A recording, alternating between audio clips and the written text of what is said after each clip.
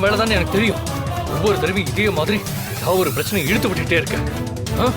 இதே மாதிரி இந்த வேலையை நீ தானே பண்ணிருக்க. நானும் ஒவ்வொரு தடவையும் உன்னை மன்னிச்சு விடுறேன் பாரு. அதான்டா நான் பண்ண மிகப்பெரிய தப்பு. இந்த டைம் நான் உன்னை சும்மா விட மாட்டேன்டா.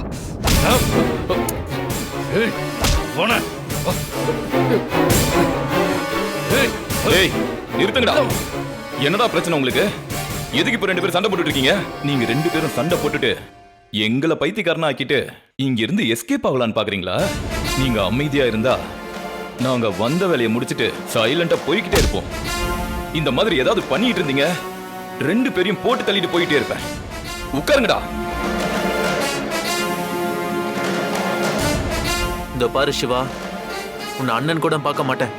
இனி உனக்கு அவ்வளவுதான்டா மரியாதை. நானும் உன்ன மாதிரி டென்ஷன்ல தான்டா இருக்கேன்.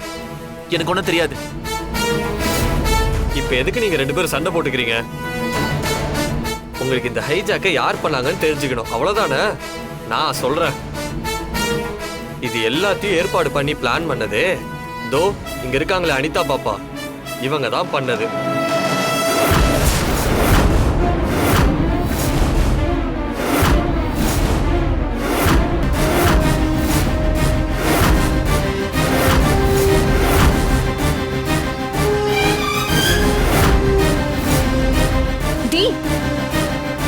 என்னடா பண்ற? என்ன உளறற? நான் எங்க உளறறேன்? நீ தானே கொஞ்ச நேரத்துக்கு முன்னாடி என் தலைவன் கிட்ட நீ தான் இந்த ஈவென்ட்டோட கோஆர்டினேட்டர்னு போன்ல சொல்லிட்டு இருந்த.